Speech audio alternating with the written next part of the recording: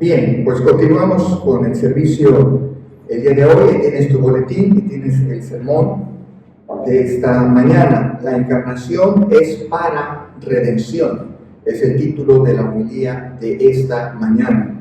La encarnación es para redención. Y ese es el tema que nos toca de esta serie de sermones que hemos estado compartiendo este fin de año, de tal manera que podamos entender de forma correcta la encarnación del Señor, que es muy distinto a lo que se celebra como Navidad. La gente tiene una forma muy festiva de celebrar la Navidad, y eso no tiene nada que ver con el mensaje del Evangelio.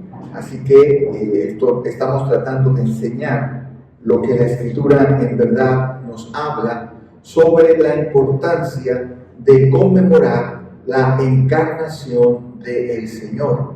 No estamos celebrando el cumpleaños de Jesús.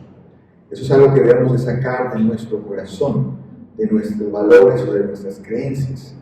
Jesús obviamente no nació un 25 de diciembre, eso es un hecho, ¿no?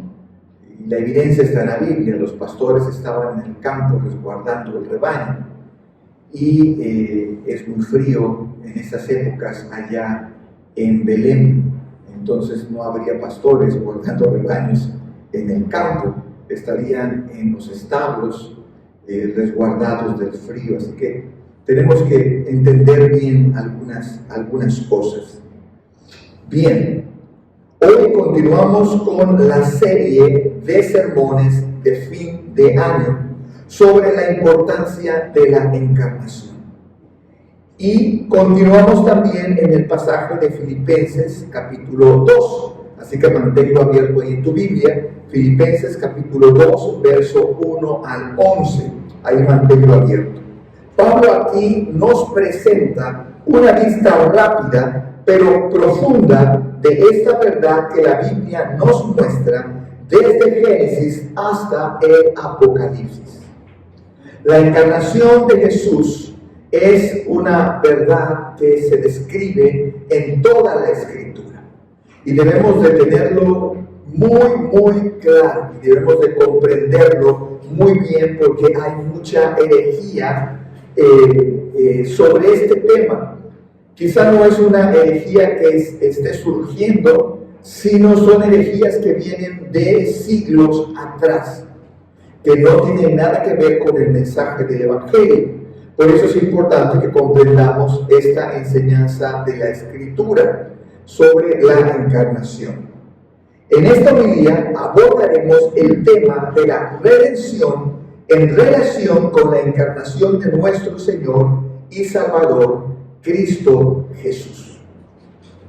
Hay una relación profunda entre la encarnación y la redención.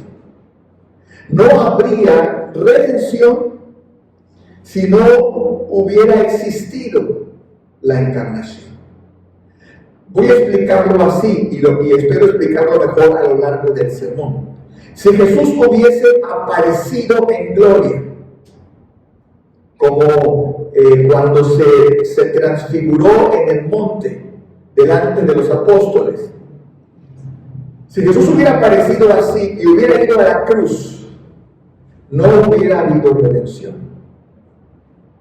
Era necesario que Él se encarnara. Él no podía morir glorificado.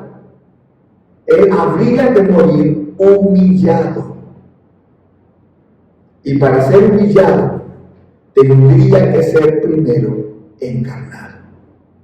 ¿Lo entendemos? Si Jesús hubiera ido a la cruz tal y como Él está en gloria, no habría redención. Y voy a explicarlo a lo largo del sermón. Antes de seguir, vuelvo a insistir que no hay duda que el nacimiento de Jesús no fue en esta fecha. Es decir, Jesús no nació en esta fecha. Y eso es algo que debemos de tener bien en claro. Jesús no nació en diciembre, ni en diciembre de este año, ni en diciembre de ningún calendario. ¿Ok? No nació en el solsticio de invierno, ¿no? Él no nació ahí. Jesús nació en otra época del año. Fue más o menos después del siglo IV que se puso la fecha del nacimiento de Jesús, un 25 de diciembre. Y desde entonces, estamos hablando desde el siglo III, siglo IV, desde entonces hay una disputa permanente, histórica, sobre la fecha. Ahora yo, cuando les hablo de celebrar la encarnación, no les hablo de celebrar con una cena la encarnación, ni les hablo de celebrar con una piñata la encarnación. Les hablo de celebrar y conmemorar el acto en donde Jesús se humilla en favor de nosotros con un corazón agradecido de manera permanente, cada día de nuestra vida. Amén. Entonces, insisto, Jesús no nació en estas fechas. Insisto también que no hay una enseñanza en la Escritura que nos inste a celebrar el nacimiento de Jesús. No hay un solo texto, ni uno solo, en que la iglesia esté persuadida a conmemorar el nacimiento de Jesús. Porque el nacimiento de Jesús en sí mismo no tiene un valor trascendental. Lo que tiene el valor trascendental es la encarnación. Eso es lo importante, no el acto de nacer. Esto fue algo que se fue agregando al paso de los siglos, sobre todo con el surgimiento, expansión y poderío de la Iglesia romana. Ellos fueron insistiendo en esto hasta acuñar términos como el niño Dios o María la Madre de Dios. Pero no son términos ni son conceptos basados en la Escritura, vienen de otras fuentes. Cuando yo les hablo de celebrar la encarnación, no me refiero a esto que tradicionalmente la Iglesia enseña. Estamos hablando de algo más grande y de algo basado en la Escritura. Pero insisto también que el 24 y el 25 de diciembre son fechas que nada tienen que ver con la fe cristiana. Amén. Nada tienen que ver con la fe cristiana. Lo mismo que la cena de Navidad, lo mismo que el arbolito de Navidad, lo mismo que las luces de Navidad y lo mismo que los regalos de Navidad. Nada de esto está en la Escritura. En realidad esto surge de manera mucho más fuerte en el mundo occidental a partir del siglo XVIII y el siglo XIX, de una manera mucho más fuerte, aunque el asunto del árbol viene de mucho más atrás.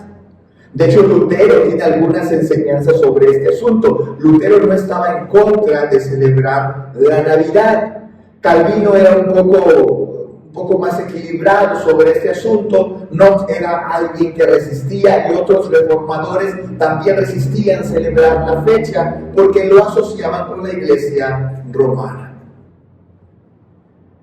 Pero la mercadotecnia del árbol, la mercadotecnia de los regalos, la mercadotecnia de las luces, es algo que surgió, es algo que apareció con mayor fuerza en el siglo XVIII, en el siglo XIX y en el siglo XX, y hoy día permanece en la cultura occidental. Y es algo que ha permeado otras culturas, como la cultura coreana, por ejemplo, o la cultura japonesa. Yo tengo contactos en Instagram que son musulmanes y me desearon feliz Navidad. Me llamó la atención. ¿Por qué? Porque ellos entienden que en Occidente celebramos esto como algo importante, que a lo mejor lo asocian con algo de su propia cultura y festejan de alguna manera con los occidentales a distancia, ¿no? Entonces es importante que comprendamos que esto del 24 y el 25 no tiene nada que ver con la fe cristiana, con la Escritura. Cuando yo les hablo de conmemorar la encarnación, no me refiero a celebrarla el 24 o el 25.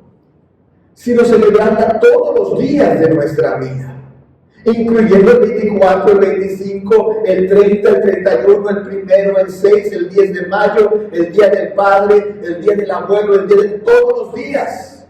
Celebra la encarnación de Cristo. Amén. Yo te animo a que lo hagas y que no lo omitas, porque es importante tener un corazón agradecido. Pero insisto también que un creyente no puede omitir el entendimiento de la encarnación según lo enseña la Biblia, y que si lo entiende según nos es revelado en esa escritura, entonces está persuadido a celebrar este maravilloso regalo de Dios en Jesús. Hay que celebrar la encarnación todos los días de nuestra vida, pues sin ella, sin la encarnación, ninguno de nosotros tendríamos redención. No celebramos el cumple de Jesús, celebramos la gracia divina hecha carne para salvación. Eso es lo que celebramos. Y si un cristiano no lo celebra, entonces no ha entendido el mensaje del Evangelio. No ha entendido el mensaje. Porque no hay salvación bajo ningún motivo sin encarnación. Y vamos a tratar de explicarlo a lo largo del sermón. Punto número 1. Dios en Jesús se despoja para redimir. Filipenses 2:7 dice, sino que se despojó a sí mismo, tomando forma de siervo, hecho semejante a los hombres. Filipenses 2:7. Se despojó a sí mismo. Dijimos el viernes pasado, en el servicio especial de encarnación, en el servicio especial de encarnación, que esta demandó de Jesús que se despojase de su gloria eterna, mas no de su divinidad. Es decir, la encarnación demanda de Cristo que se despoje de su gloria. Vamos a interpretarlo así. Imagínate que tú vas a una fiesta muy elegante y fuiste a la fiesta con el mejor de tus vestidos. Es más, compraste ropa nueva para poder ir a la fiesta. Amén.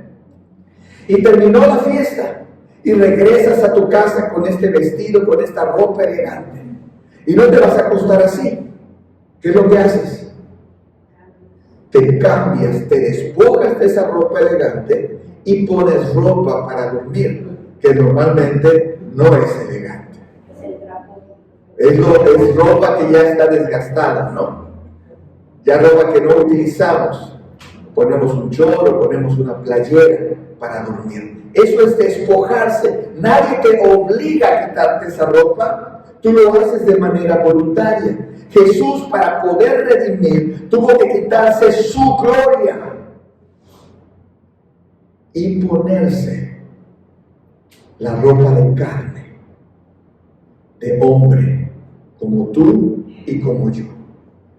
Sin embargo, hay mucho más que comprender de este verso, en donde Pablo, el apóstol, nos explica el misterio de la encarnación.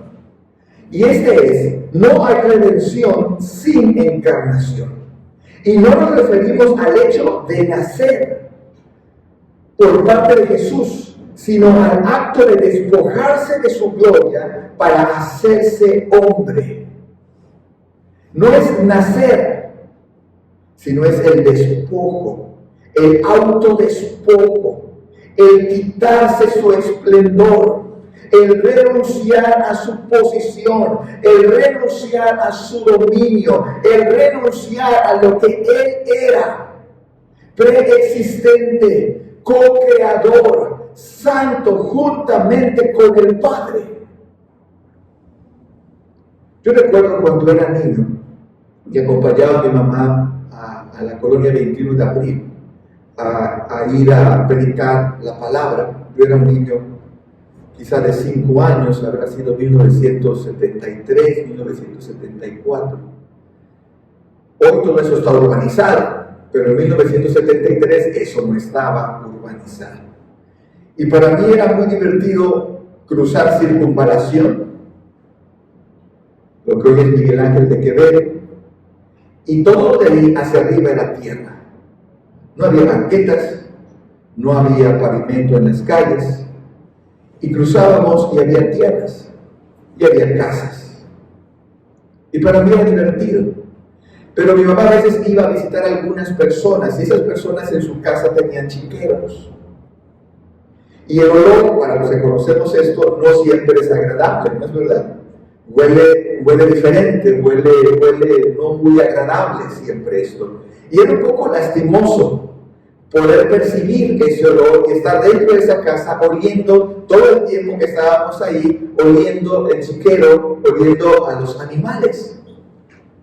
Y resultaba un poco desagradable para mí. Así que el asunto de la tierra pasaba a segundo término y el asunto del olor se convertía en algo desagradable.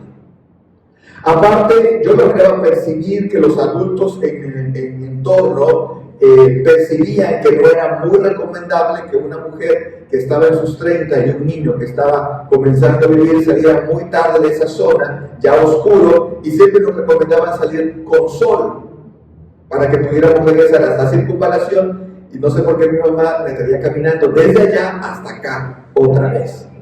Ok, íbamos caminando y regresábamos caminando. 1973, 1974, 1975, aquellos años. No era un ambiente acogedor, ¿me explico? Había una cierta sensación de peligro, había ciertos olores que no eran agradables, que no estaban en mi entorno todos los días. Y resultaba un poco incómodo a veces, aunque divertido para un niño en ocasiones. Imagínense a Jesús dejando su gloria y esplendor y teniendo que venir a este chiquero lleno de pecado y de maldad. ¿Comprendemos? Donde el enemigo había sentado sus reales y a través de la muerte, dice la Escritura, tenía control sobre lo creado. Jesús se encarnó y dejó su gloria, se despojó para venir a una condición desfavorable. Amén. Desfavorable.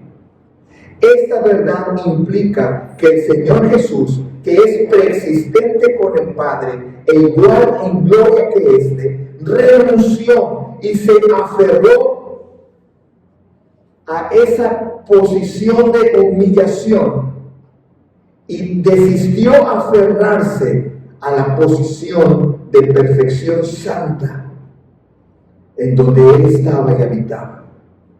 Y voluntariamente aceptó ser y vivir como tú y yo, pues no hay otro camino para que los suyos fuesen salvos. Es decir, Él se aferró a esa humanidad, pero no se aferró a esa gloria. ¿Tenía el derecho a aferrarse a esa gloria? Sí. Y no tenía la obligación de aferrarse a esa humanidad. Él no estaba obligado a aferrarse a esa humanidad, pero era la única forma, era el único camino correcto, era la única vía por medio de la cual los suyos podrían ser salvos. No había otra. Y Jesús lo dice en la cruz: Padre, si pudiese pasar de mí esta copa, pero no se haga como yo quiero, sino como tú. El pecado y la corrupción de este mundo no se habría de resolver por un decreto dictado desde el cielo. Habrá de pasar exclusivamente por el acto por medio del cual el Creador, en Jesús, se despojó de su esplendor glorioso para hacerse igual a nosotros sin dejar de ser Dios. Esto es la encarnación. Y eso es lo que hay que celebrar. todos los días del año, cada día de nuestra vida. Él dejó su esplendor glorioso para sumirse en la humanidad corrupta. ¿Entendemos esto? En medio de nosotros, en medio del lodo, en medio de la porquería, porque era la única forma en que los suyos podrían ser salvos. No había otro camino.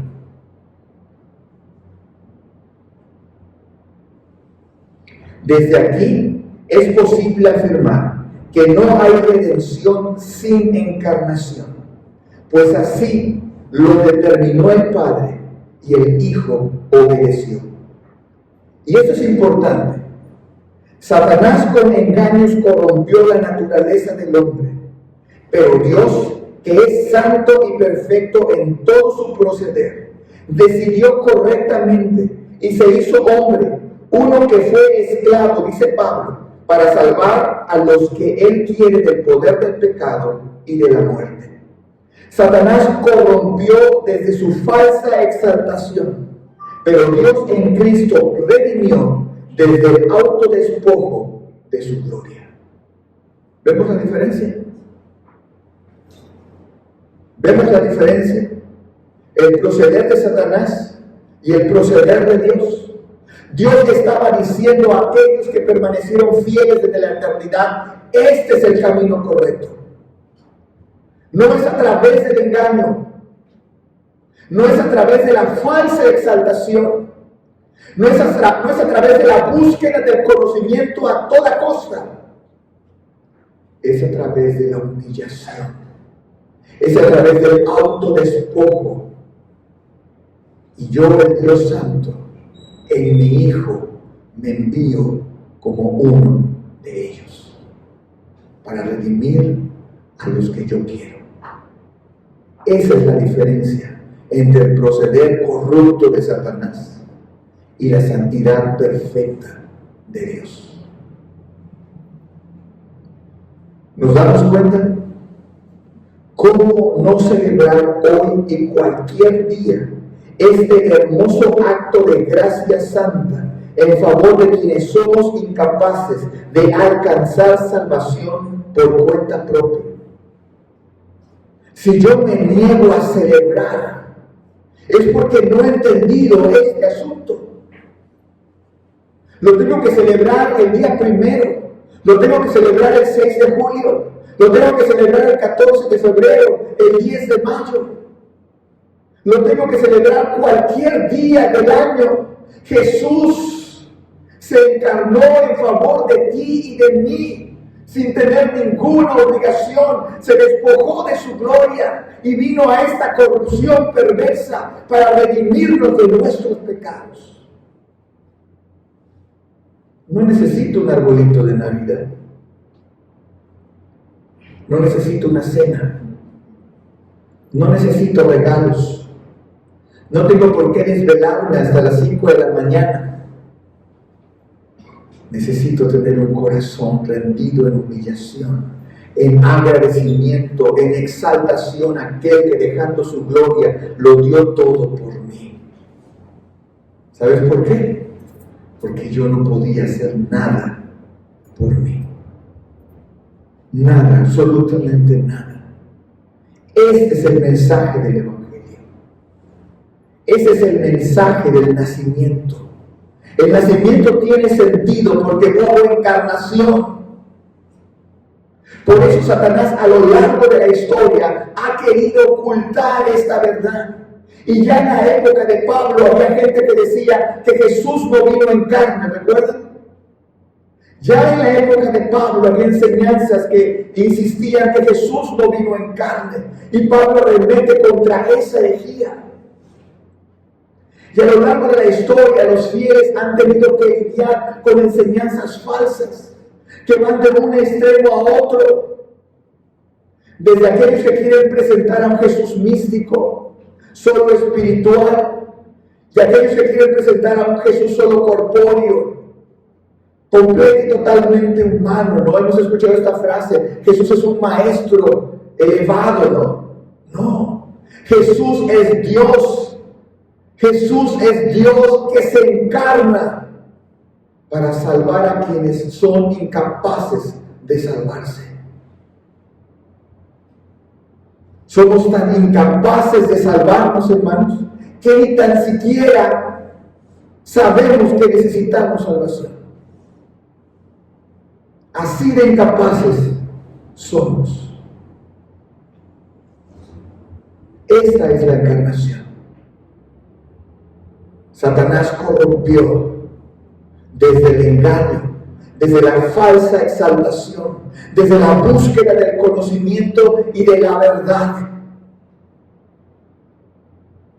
Sin embargo, Dios, que es glorioso en todo, que cada paso que da es perfecto, que cada uno de sus pensamientos son perfectos, Dios que todos sus juicios son justos, a quien ofendemos con nuestro pecado, Él, que no tenía por qué, Él en Jesús se hizo carne y nació siendo siervo. Esto es lo que hay que celebrar. No lo merecíamos. Y sin embargo, Dios lo hizo. Y lo hizo de manera correcta. Amén. Punto número 2. La encarnación es obediencia para redención. Dice la Escritura, haciéndose obediente hasta la muerte. Haciéndose obediente hasta la muerte. Jesús fue completamente obediente a la santa voluntad del Padre. Jesús no omitió nada. Su obediencia le llevó a morir en la cruz como un criminal, a fin de que la ira de Dios no cayera sobre nosotros. La encarnación entonces implicaba obediencia para autodespojarse, pero también obediencia para autohumillarse e ir a morir en la peor de las muertes en favor de los suyos. Lo decíamos en el sermón del viernes. Desde el ángulo en que lo queramos ver, desde la posición en donde podamos tratar de entender la muerte en la cruz, no podemos omitir la sentencia de que la cruz es una muerte humillante, una muerte vergonzosa. Morías como el peor de los criminales, era la sentencia para lo peor de lo peor. Ahí fue nuestro Señor. Pero la cruz también era un acto religiosamente humillante. Era para aquellos que eran despreciados de la sociedad, para aquellos que eran despreciados de la fe judía. El Sanedrín no hacía nada por los que eran sentenciados a la cruz. El sumo sacerdote no hacía nada por los que eran sentenciados a la cruz.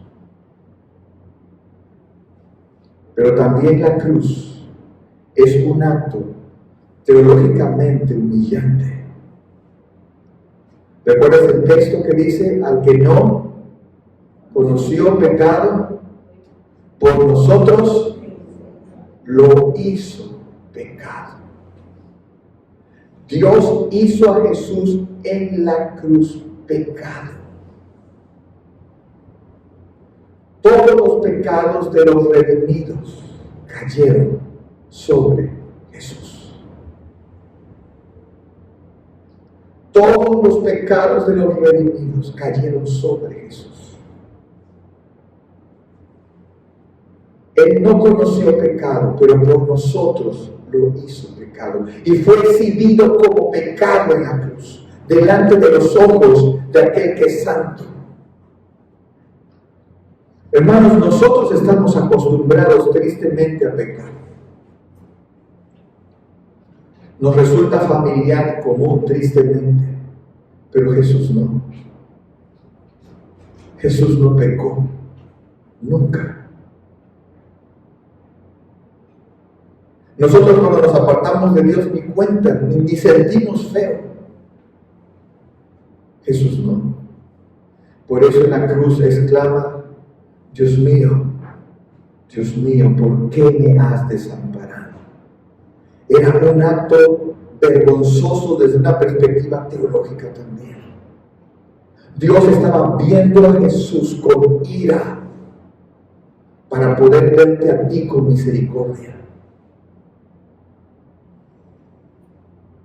Y Jesús estaba avergonzado en la cruz.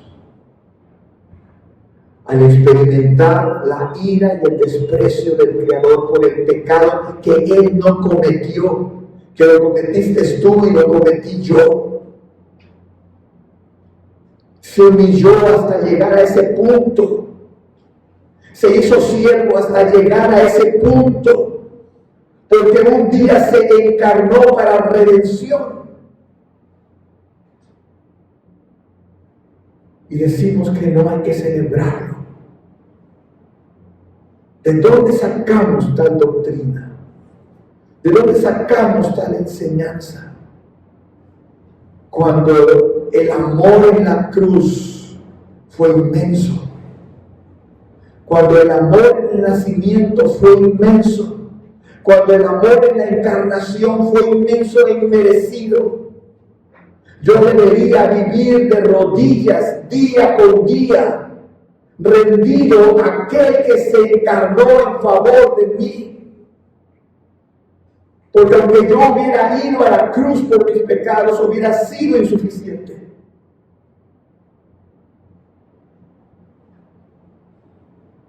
No hablo de poner un arbolito. No hablo de tener una cena. No hablo de dar regalos el día 24 o 25. Hablo de conmemorar como un estilo de vida, cada día de nuestra vida, la gracia inmerecida de la encarnación.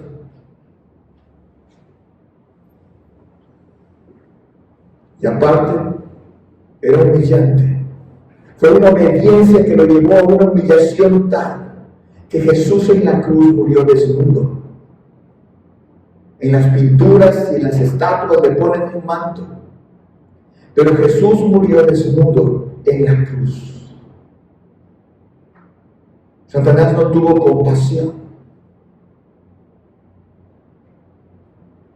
Y la gente lo vio desnudo. Se humilló. Jesús se humilló. Y le dolió. Y sufrió. Y se avergonzó. Y se lamentó. Y su carne se dolió al extremo. Porque obedeció al Padre para que los suyos fuesen redimidos. Aquel por el cual fueron hechas todas las cosas, dice la Escritura, obedeció totalmente la voluntad del Padre, a pesar que ello implicaba sufrimiento, culpa y muerte. El Hijo pudo aferrarse a su gloria y autoridad, pero estaba sometido completamente a la voluntad del Padre, y no le importó ser culpable, sino que tomó el lugar de quienes, sin merecerlo, en él fueron exentos de la muerte, para que en su encarnación alcanzáramos una vida que bajo ninguna explicación merecemos. Esto es la encarnación. La encarnación llevó a Jesús por obediencia hasta la cruz. Y no hay forma, no hay explicación lógica, no hay sentido alguno en que aquel que es preexistente, que es glorioso con el Padre, que es santo con el Padre, se haya hecho carne para salvar a gente corrupta como tú o como yo. No hay razón, no hay sentido, no hay lógica. Esto es lo que hay que celebrar, no las esferas en el árbol, no la cena. La gente espera la cena, hasta los ateos esperan la cena. No,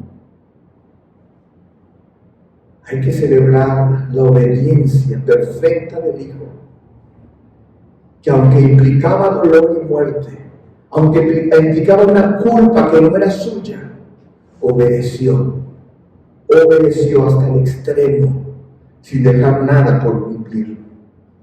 Sin la obediencia de Jesús al encarnarse y al ir de humillación a la cruz, nadie podría ser salvo. Nadie tendría perdón de Dios. Nadie podría estar en la gracia divina. Es por el hecho de que el Hijo se humilló en obediencia al Padre que aquellos, como dice la Escritura, a los que antes conoció, hemos podido llegar a gozar de una nueva naturaleza y perdón de pecados, dejando la sentencia de muerte en un pasado ya redimido por Dios. Esta es la encarnación. Esto es lo que hay que celebrar todos los días del año. Y si no nos nace celebrar, o es porque no entendemos, o porque no hemos nacido de nuevo. Así de sencillo. Punto número 3. La encarnación es el acto divino por medio del cual el Padre, en el Hijo, fue hasta donde nos encontrábamos para regenerarnos. Dijimos en el primer apartado de esta homilía que es la encarnación el único camino posible para salvación. Es decir, si no hay encarnación, no hay salvación, aunque haya existido la cruz. Jesús tenía que morir en carne, como tú y como yo, en nuestra naturaleza, una naturaleza de carne. No hay redención si no hay encarnación. La redención, así como la creación, no son actos de palabra. Y no utilizo aquí el término palabra desde un punto de vista teológico, como lo maneja Juan en su Evangelio en el capítulo 1, y aquella palabra fue hecha carne. No lo estoy utilizando así, sino en el sentido común, solo de palabra. Sí que se salven. No era así. Dios no dijo así. Sí, sálvalos. Ya que por mis pistolas que se salven. No fue así. Dios en Jesús lo hizo de manera correcta. Se hizo carne. Por eso Pablo le llama el segundo Adán. El primer Adán falló. El segundo Adán fue obediente hasta la muerte, y muerte de cruz. Sino Dios salvó con hechos, en donde el Padre dice y el Hijo obra. Dios se envía en Jesús para darnos vida en la cruz, al hacerse sujeto de culpa, hasta el punto de que la ira divina vino sobre él y no sobre nosotros. ¿Entendemos? La ira divina vino sobre él y no sobre nosotros. La redención entonces implica el despojo de la gloria y la humillación propia para hacerse un hombre esclavo. Ese era el único camino. Era la única vía correcta. El Padre, por su santidad y sus pensamientos perfectos, no habrá de obrar como Satanás ni como Adán en el Edén. Él transitará por la ruta correcta para librar a los suyos del poder del pecado y de la muerte. El Padre, en el Hijo, fue hasta donde nos encontrábamos en podredumbre y nos salvó para glorificarse en nuestra redención. Él no dijo desde el cielo que se salve. Él en Jesús se hizo carne y vino hasta nuestro cochinero. Y fue hasta donde nos encontramos deleitándonos en nuestro cochinero. Y en obediencia, en la cruz, pagó por sacarnos de ahí. No fue un acto etéreo, fue un acto de carne y hueso. Él descendió en carne, se humilló, se despojó para salvar a aquellos a quienes el Padre ha querido salvar. Y entonces el Padre se gloría en la obediencia del Hijo y se gloría en redimir a los suyos. Y cada vez que Satanás es mandado a llamar a la presencia de Dios, Dios le presume al Hijo. Y le dice, ¿ves? Él fue obediente hasta la cruz. Y le presume a los redimidos, ¿ves? ¿Ves? Son míos y yo los he salvado. ¿Y sabes qué puede decir Satanás? Nada. Absolutamente nada. Porque Dios lo hizo de manera correcta.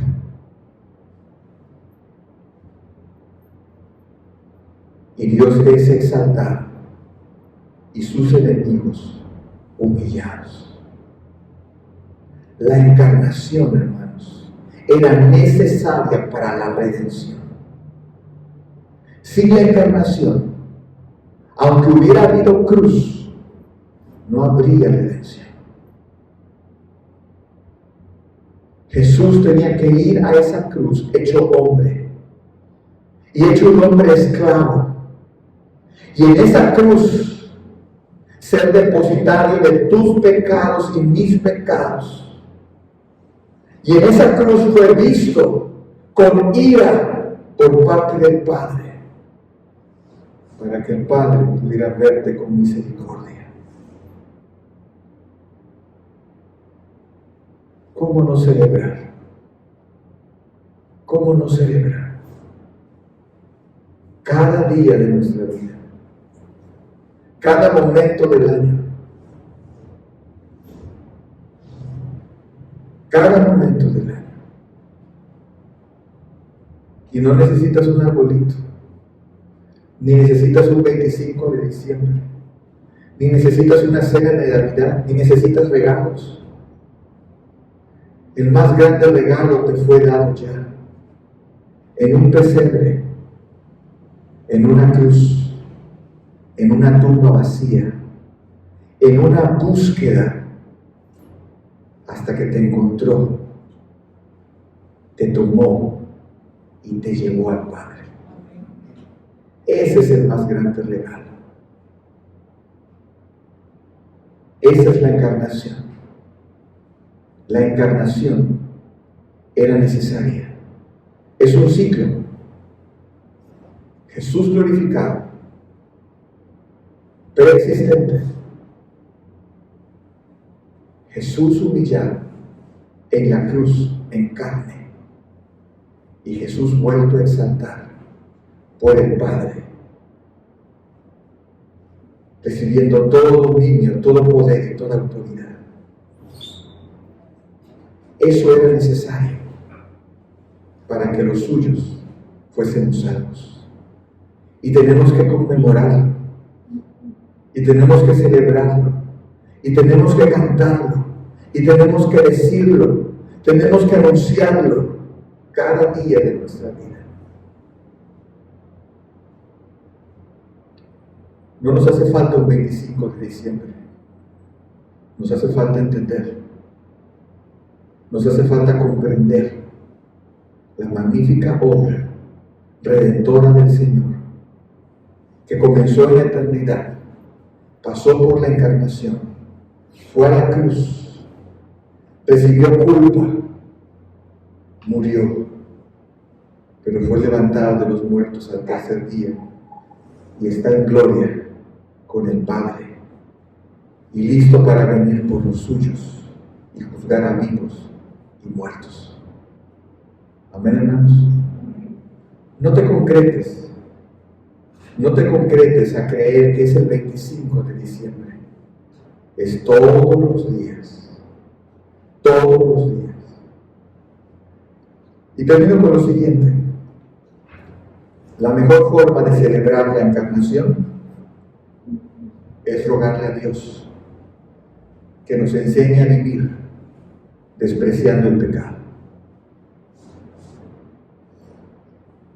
Ruégale a Dios que te enseñe a despreciar, a abominar el pecado en tu vida, que te dé asco, porque costaste sangre, costaste encarnación, costaste cruz. Esa es la mejor manera de celebrar la encarnación. Señor, haznos despreciar aquello por lo cual Jesús fue a la cruz. Hazme despreciar la maldad de esta tierra. Hazme despreciar la iniquidad, aborrecer el pecado con todo mi corazón. Hazme vivir así todos los días de mi vida, para que yo pueda exaltarte en santidad, en tu santidad, cada día. Cierra tus ojos y oremos. Señor, gracias por la palabra de esta mañana. Gracias por tu bendición de permitirnos ser iglesia. Gracias por tu bendición de permitirnos congregarnos.